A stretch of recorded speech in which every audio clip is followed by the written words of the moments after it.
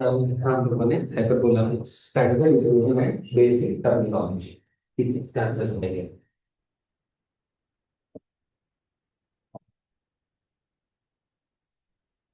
ये हमने coordinate axis की बात करते हैं, ठीक।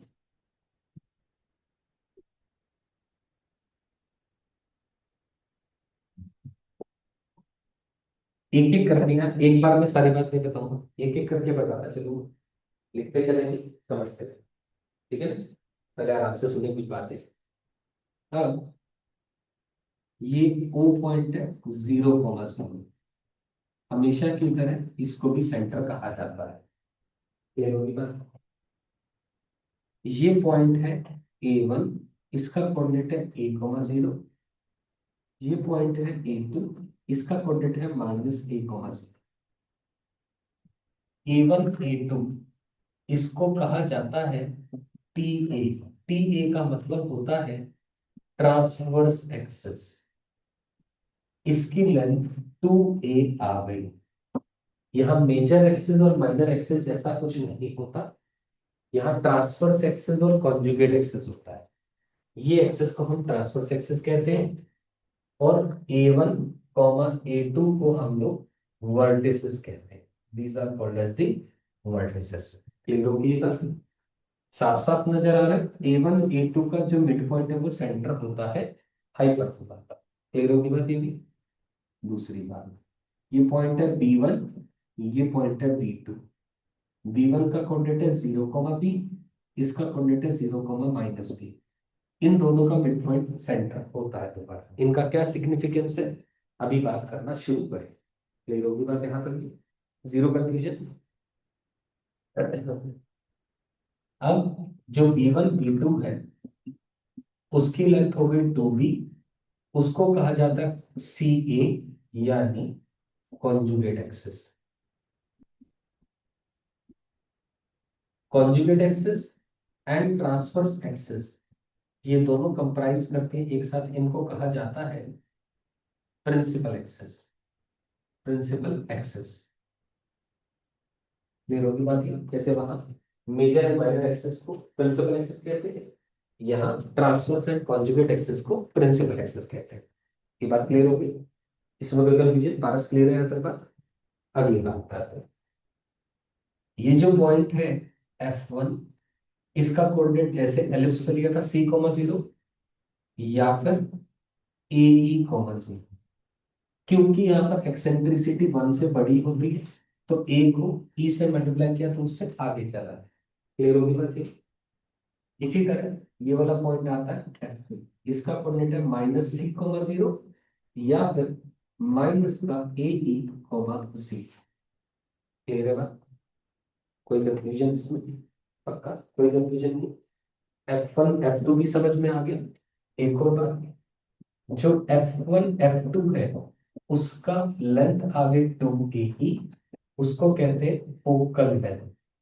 दो फोकस के बीच की जो लेंथ है उसको फोकल लेंथ कहा जाता है। जैसे पहले कहते थे, अब भी वही कह रहे हैं, कोई फर्क बदला नहीं। क्लियर होगी ना? पक्का क्लियर?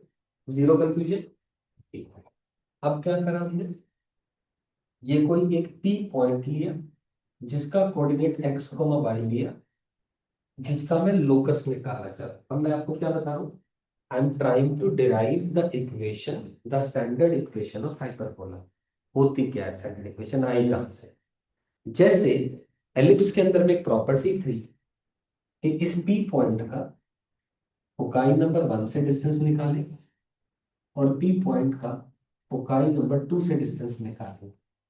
वहां था PF1 प्लस PF2 की वैल्यू 2A के बराबर थी। यहाँ क्या है, modulus of PF1 minus PF2 is equal to 2A आएगा। यहाँ पर क्या है, एक पॉइंट जो हाइपरबोला के ऊपर लाई कर रहा है, जिसका हम लोग लोकस निकालना चाह रहे हैं, वो पॉइंट क्या करेगा, उसका जो डिस्टेंस है, उसका जो डिस्टेंस है दोनों फोकाई से, उनका जो डिफरेंस लिया जाएगा उसका मॉड्यूलस। क्योंकि मुझे नहीं पता पी एफ वन बड़ा आ है या पी एफ टू है, वो तो डायग्राम ऐसा बन गया तो अलग बात है। फिर उनका जो डिफरेंस का मॉड्यूलस है वो 2a के बराबर आएगा। एंड साथ में जो टू ए ई है वो ग्रेटर देन 2a होना चाहिए। 2a ही ऑब्वियस सी बात है, ये रहा डिस्टेंस, 2a ये रहा डिस्टेंस जो कि बड़ा है। ये दोनों चीजें हमें जस्टिफाई करती हैं, आगे चल के समझ में आएगा कि ये हाइपरबोला है। क्लियर होगी बात है। जैसे वहां था P F one plus P F two is equal to 2a, और वहां पर 2a लेस देन 2c था, यानी लेस देन 2ae था। याद आ रही है बात, या 2a is less than 2c, यानी 2c बड़ा है, दो फोकाइज के बीच का डिस्टेंस बड़ा है। क्लियर होगी बात, अंडरस्टूड यहाँ पर।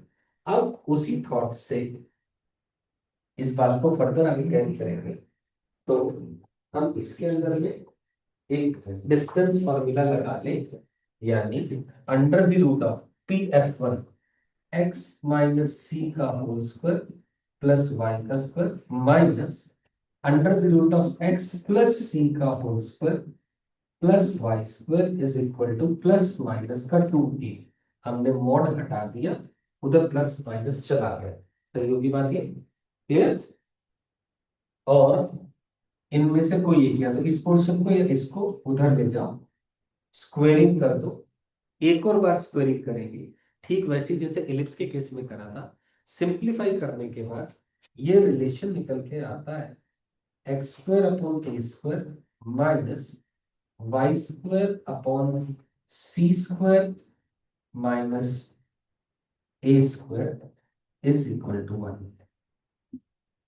क्योंकि सी ए से बड़ा है, नजर आ रहा है, तो c square minus a square एक पॉजिटिव नंबर होगा, तो इसकी जगह हम लोग लिख देते हैं x square upon A square minus Y square upon B square equal to 1। ये जो इक्वेशन है, this is the equation of the standard hyperbola. ये स्टैंडर्ड हाइपरबोला की इक्वेशन है। क्या फर्क है उसके मुकाबले, बी स्क्वायर की जगह माइनस बी स्क्वायर आ रहा है, और कोई फर्क नहीं। मेरी बात समझ में आ रही, पक्का। यहाँ तक सारी बात आराम से लिखिए, जो नहीं समझ में दोबारा पूछे, फिर आगे चलेंगे।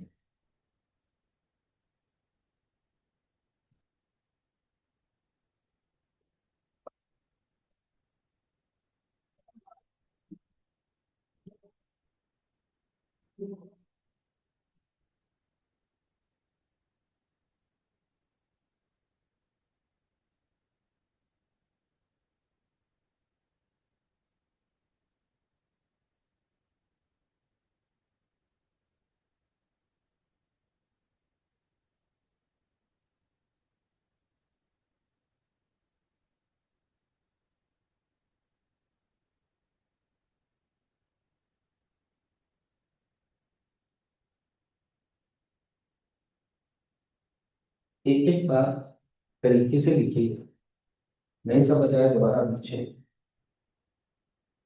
ये मान के नहीं चलना है कि घर जाकर के याद कर पाएंगे, अभी याद करना है, ये मान के चलना है।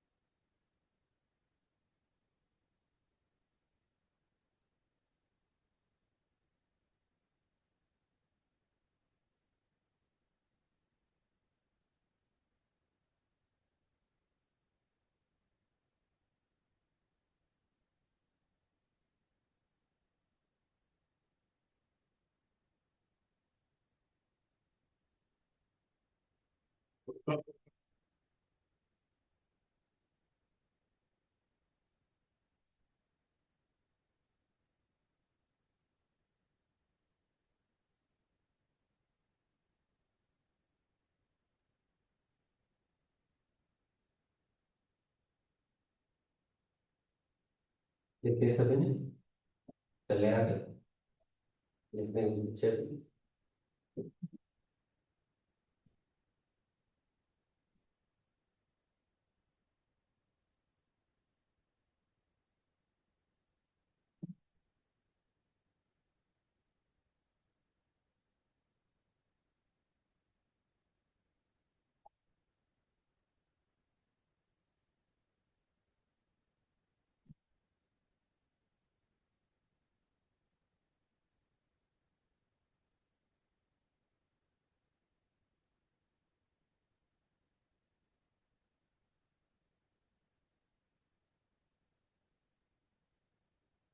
स्टैंडर्ड इक्वेशन बन गई x square by a square minus Y square by b square is equal to 1।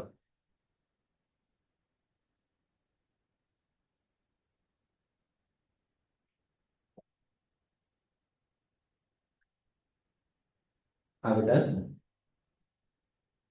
हम लिखिए ये चले आगे क्लियर। अगली बात है अब ध्यान देंगे सब लोग अच्छे से ये चले आगे अब ध्यान से चलो। अब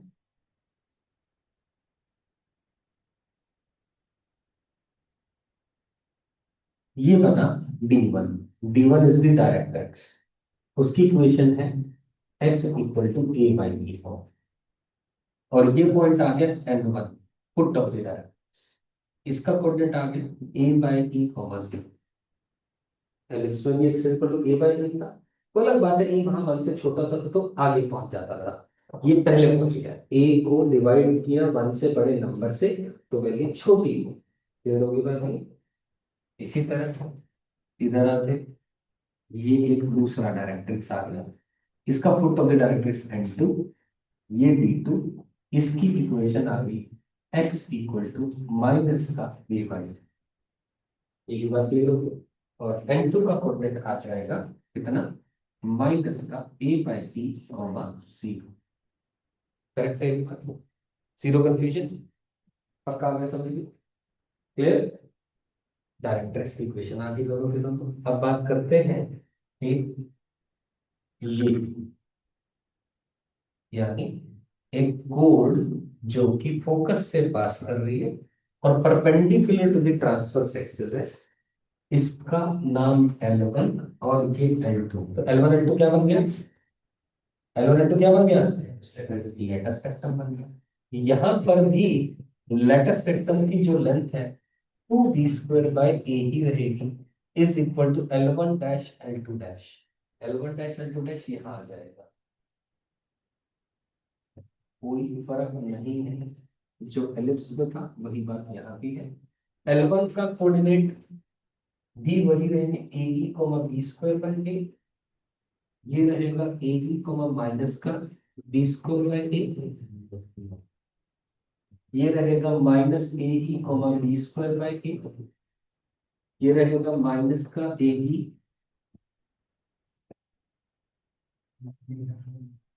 कोमा माइनस का B square by A L1 dash L2 dash L1 L2 length सबकी बराबर है क्लियर होगी बात नो कंफ्यूजन ठीक है ये बात भी इसी तरह कोई और कोड परपेंडिकुलर टू ट्रांसवर्स एक्सिस बनेगी उसको क्या कहेंगे डबल लेटस रेक्टम हमेशा की तरह एक स्पेशल केस हो गया डबल होने के बाद passing through the focus clear होगी ये बात नो कंफ्यूजन प्रदीप समझ में आ गई बात ठीक है अगली बात में चलते हैं। अब कोई भी कोड जो फोकस से पास कर रही है उस कोड को क्या बोलते हैं फोकल कोड। कितनी फोकल कोड्स पॉसिबल है इनफाइनाइट L1 L2 भी एक फोकल कोड है वो स्पेशल केस है परपेंडिकुलर आ रही है ट्रांसवर्स एक्सिस के लेकिन जो हमने बना दी अभी ये एक फोकल कोड है normally passing through the foci one और होगा ये जिसकी बच्ची आप बात कर लेगा, कोई इशू। क्लियर होगी बात दीजिए, पक्का। अगली बात में चलते हैं। अब एक बात का ख्याल हमेशा रखना है, वो क्या है, ये एक लोता कोनिक है जिसकी दो ब्रांचेस है। पैराबोला की एक ही ब्रांच होती है, एलिप्स का एक ही पूरा क्लोज्ड सरफेस होता है, सर्कल का भी ऐसे होता है। इसकी दो ब्रांच है, एक ब्रांच ये है, एक ब्रांच वो है। इसका मतलब ये नहीं है कि ये दो पैराबोला, ये एक अलग पैराबोला वो एक अलग पैराबोला, ऐसा कुछ भी नहीं। ये अपने आप में टोटल एक कर्व है जिसकी दो ब्रांचेस है, और इससे ज्यादा कोई फर्क नहीं है बात। क्लियर होगी बात ही, पक्का। इसको दो पैराबोला नहीं मानोगे, बच्चे अक्सर कंफ्यूज होते हैं। क्लियर होगी बात, ठीक है। ये बात भी हमें तो समझ में आ गई। अब अगली बात पे चलते हैं। अब लेटेस्ट रेक्टम की बातें हो गई, ये सब हो गया, ठीक है। अब जो पी एफ वन है वो क्या है, फोकल डिस्टेंस है। वो क्या है, फोकल डिस्टेंस है। ऐसे पी एफ टू भी फोकल डिस्टेंस है। फोकल डिस्टेंस क्या होता है, distance of a point P lying on the conic from the focus, either of the focus। Clear होगी बात, पी एफ वन या पी एफ टू दोनों फोकल डिस्टेंस कहते हैं, या फिर उसको एक और नाम बोल दिया जाता है, फोकल रेडियाई। फोकल डिस्टेंस बोल दो या फोकल रेडियाई बोल दो, एक ही बात होती है। क्लियर है बात। अच्छा, जैसे इलिप्स में हम बात करते थे ए बी से बड़ा है या बी ए से बड़ा है, अलग अलग डायग्राम बन जाता था, रोटेटेड एलिप्स आ जाता था। यहाँ ऐसा कुछ भी नहीं, ए बी से बड़ा भी हो सकता है, छोटा भी हो सकता है, बराबर भी हो सकता है। बराबर जब होता है एक स्पेशल केस बन जाता है, वो बाद में बात करेंगे। उसका एक अलग नाम हो जाता है जिसको हम रेक्टेंगुलर हाइपरबोला कहते हैं, लिखा हुआ, ठीक। लेकिन ए बी से, यहाँ एलिप्स में तो क्या करते थे, कुछ भी गिवन है क्वेश्चन में, सबसे पहले इस बात पे ध्यान देते हैं ए बी से बड़ा है या ए बी से छोटा है, उसके हिसाब से रिलेशन भी और इक्वेशन भी लिखते थे। यहाँ ऐसा कुछ भी नहीं, हमें स्टैंडर्ड दिया गया, कुछ भी होता रहे और बी के बीच में relation, we hardly care about it. Clear होगी बात ये, अगली बात। अब एक रिलेशन होता है, B square is equal to A square times E square minus one, ये रिलेशन का हमें ध्यान रखना है। बी स्क्वेयर, वहां क्या था, b square is equal to a square times, यहाँ ई वन से बड़ा है तो ई स्क्वेयर माइनस वन, याद हो गया बस रिलेशन, कुछ नहीं करना। समझ आ गई बात, इतना तो याद ही रहेगा ना कि एक्सेंट्रिसिटी यहाँ वन से बड़ी होती है, तो यहाँ b square is a square times e square minus one, और कोई टेंशन बाजी नहीं। क्लियर होगी बात ये, पक्का। अब आखिरी बात, इधर ध्यान से सुनो लो। पहले यहाँ लिखना चाह रही होगी बात है, ये लिख लो, फिर एक और कलाकारी बाद में लिखाता हूँ। पहले ये लिखे,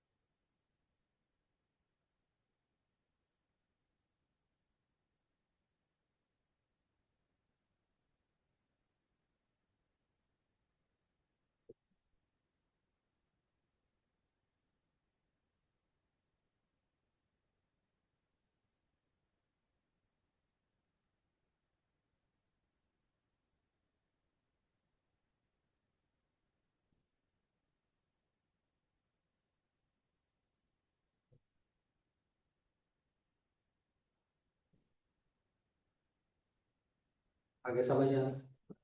कोई कंफ्यूजन? वगैरह क्लियर?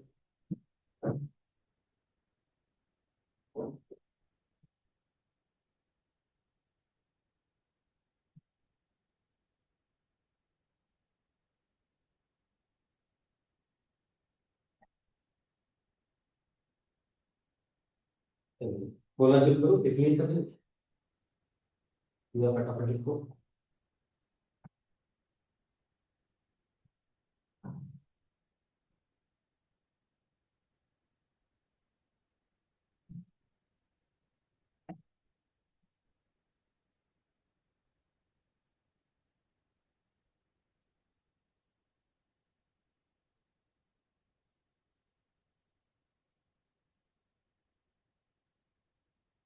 डन? बोल दूं आगे? अब इधर ध्यान दो। अब इस पी पॉइंट से एक परपेंडिकुलर ड्रॉप करा डायरेक्ट्रिक्स नंबर 1 पे, पॉइंट आ गया n1। डायरेक्ट्रिक्स नंबर 2 पे पॉइंट आ गया n2। सही। पी पॉइंट से परपेंडिकुलर ड्रॉप किया डायरेक्ट्रिक्स 1 पे भी और डायरेक्ट्रिक्स 2 पे भी। तो P F one is equal to E times of P M one. ऐसा होता है, हाँ या ना? P F one equal to E times of P M one होता है। ये तो पढ़ेगा हम लोगों ने, नई बात नहीं, कोई कैलकुलेशन होगी तो। P F one is equal to E times of P M one. ये डिस्टेंस की बात करो, मुझे बताओ ये डिस्टेंस कितना है यहाँ से आता? यहाँ से यहाँ तक का डिस्टेंस कितना है? एक्स। ये कितना है यहाँ से? ये कितना बच गया? परफेक्ट है, x minus a by e. यानी पी एफ वन निकल के आया e x minus a. Clear होगी बात? पोटेंशियल नहीं? पक्का? अब बात करते हैं P F two is equal to E times of P M two. देखो ध्यान से, कॉरस्पॉन्डिंग फोकस, कॉरस्पॉन्डिंग डायरेक्ट्रिक्स की बात करें, सही है ना? तो P F two is equal to E times of P M two. P M two कितना है? ये ये डिस्टेंस कितना है मुझे बताओ? ये वाला, ये कितना है? ये भाई, ये कितना है? एक्स। तो कितना बन गया पूरा? एक्स प्लस ए बाई सी। तो पी एफ टू निकल के आया ई एक्स प्लस ए। अब पी एफ वन आ गया, पी एफ टू आ गया। अब P F one minus P F to का मॉड निकालते हैं। तो ई एक्स कटेगा, माइनस ए यानी माइनस टू है, उसका मॉड करेंगे तो क्या आएगा? Two a. क्या ये वही रिलेशन है the place we started with? इसका मतलब सारी चीजें बिल्कुल परफेक्टली बनी हुई है as per the definition of the conic section. Clear होगी ना? पक्का? यहां पर आपका स्टैंडर्ड बेसिक टर्मिनोलॉजी सारी खत्म हो जाती है। आई होप लिखे से पढ़ रहे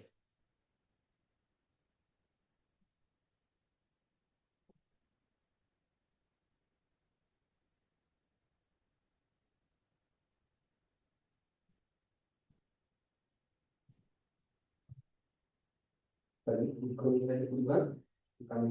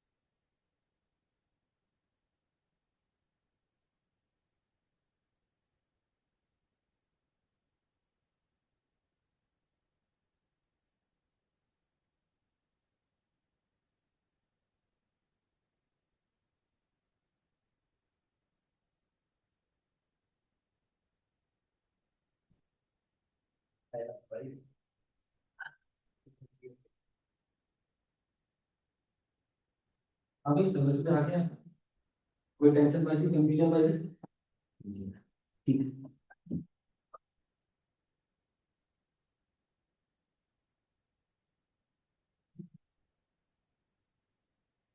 तो यहां तक हमारा स्टैंडर्ड इक्वेशन बेसिक टर्मिनोलॉजी की सारी बातें खत्म करती है।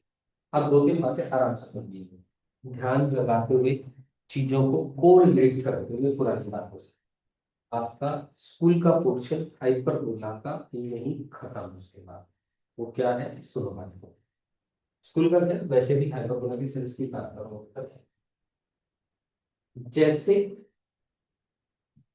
पैराबोला में चार स्टैंडर्ड पैराबोला होते थे, एलिप्स में अलग है, थॉट्स थी। यहाँ एक ही टाइप की बात करेंगे और कुछ नहीं करेंगे। क्लियर होगी बात? बशर्ते क्वेश्चन में ये गिवन होना चाहिए कि transverse axis is X axis and conjugate axis is Y axis. तो समझो इसी की बात होती है। बिना सोचे समझे ये इक्वेशन लिख देंगे, सोचने की जरूरत नहीं।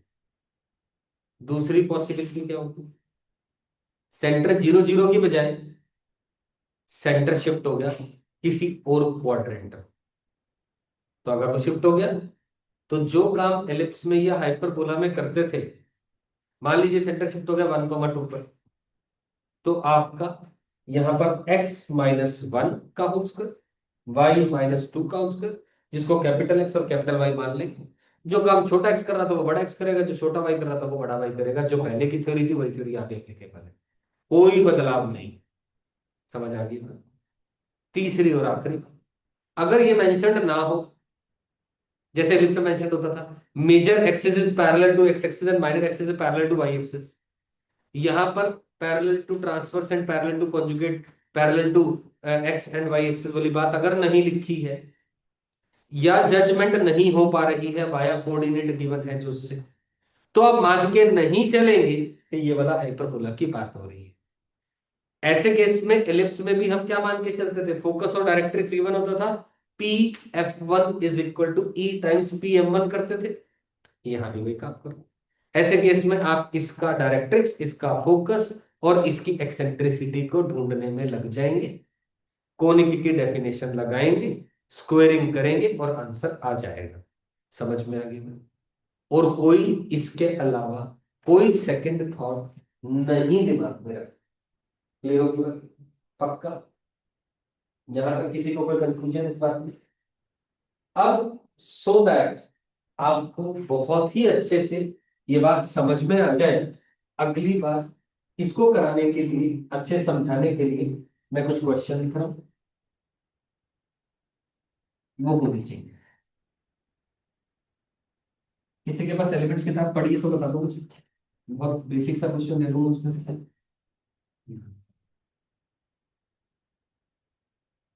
है किसी के पास? एज यूजुअल नहीं है? है? जरूर।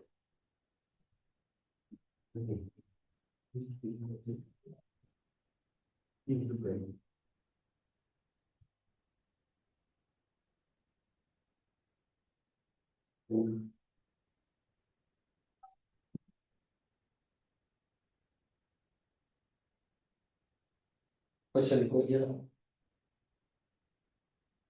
if the hyperbola, पहला question, if the hyperbola x square upon a square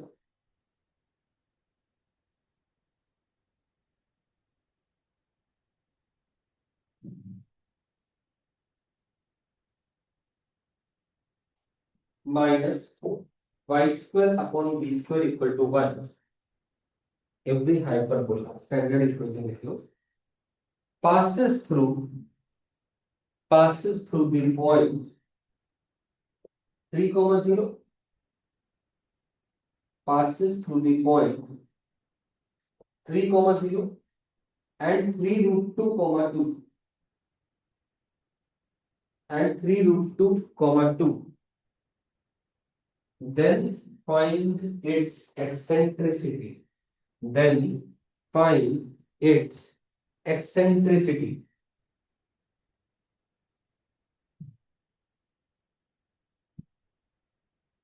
किया जा सकता है, बहुत आसान है।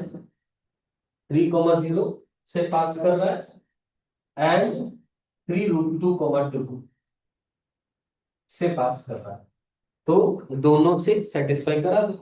करा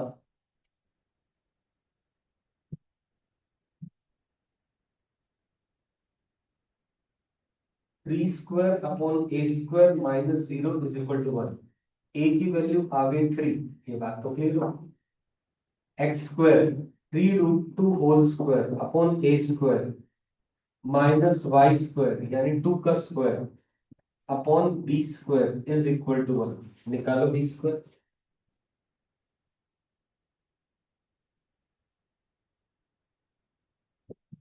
चेक करो बी स्क्वायर की वैल्यू 4 आ जाएगी और फिर हमें रिलेशन मालूम है, B square is equal to A square times E square minus 1। कर दो सॉल्व, आंसर निकाल लो। बी स्क्वायर मालूम है, ए स्क्वायर मालूम है, वैल्यू पुट कर दो, आगे प्लस माइनस 3। कभी नेगेटिव नहीं होता ना ए और बी, कभी नेगेटिव नहीं होते हैं, इसलिए नेगेटिव चीज को चाहे ई की बात करें या ए की बात करें या बी की बात करें, उनको नहीं कंसिडर करते।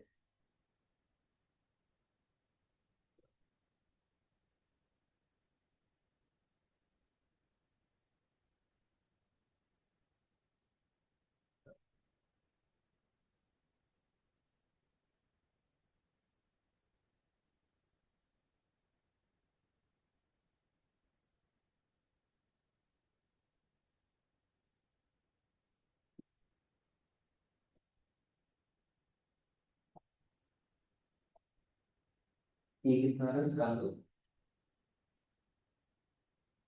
मतलब कितना आ गया, root 13 full divided 3, perfect answer.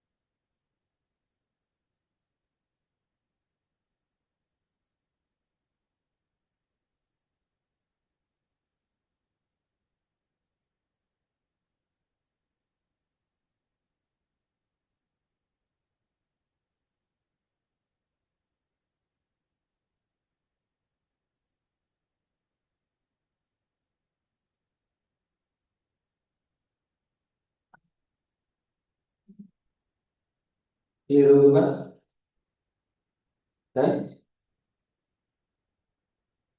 find the equation of the hyperbola. Next question, find the equation of the hyperbola whose foci are plus minus 4, 0, whose foci are plus minus 4, 0 and length of the lattice rectum is 12. Length of the lattice rectum is 12. इतनी information दे रखी है, हम निकालिए।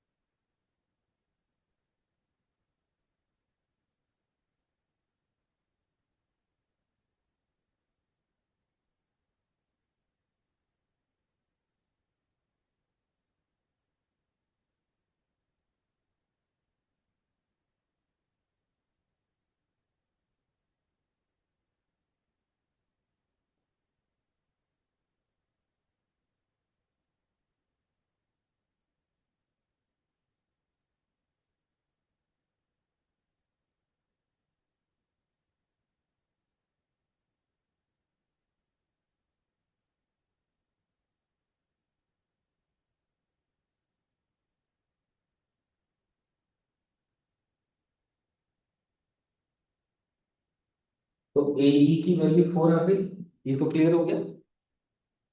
ए ई की value आ गई 4, और क्या दे रखा है, length of the lattice rectum, यानी 2b² अपॉन a 12 दिया हुआ है। Length of the lattice rectum is 2b² upon a दिया हुआ है 12, यानी b² is equal to 6a आ गया। सही है। हमें एक रिलेशन मान लो, b² is equal to a² e² minus a², multiply करो, ए ई का स्क्वायर हो जाएगा 16, बी स्क्वायर बना 6a, 6a is equal to 16 minus का ए स्क्वायर। कर दो सॉल्व, ए में पॉजिटिव बनेगी, ए की दो वैल्यू आई, ए की दो वैल्यू आएंगे, एक पॉजिटिव एक नेगेटिव, नेगेटिव रिजेक्शन में चली जाएगी, पॉजिटिव वैल्यू आप लेंगे, -8 और 2 वैल्यूज आ जाएंगी, -8 रिजेक्शन में चली गई, 2 सेलेक्ट हो गई, ए आ गया, ई आ जाएगा, फिर बी आ जाएगा और आंसर आ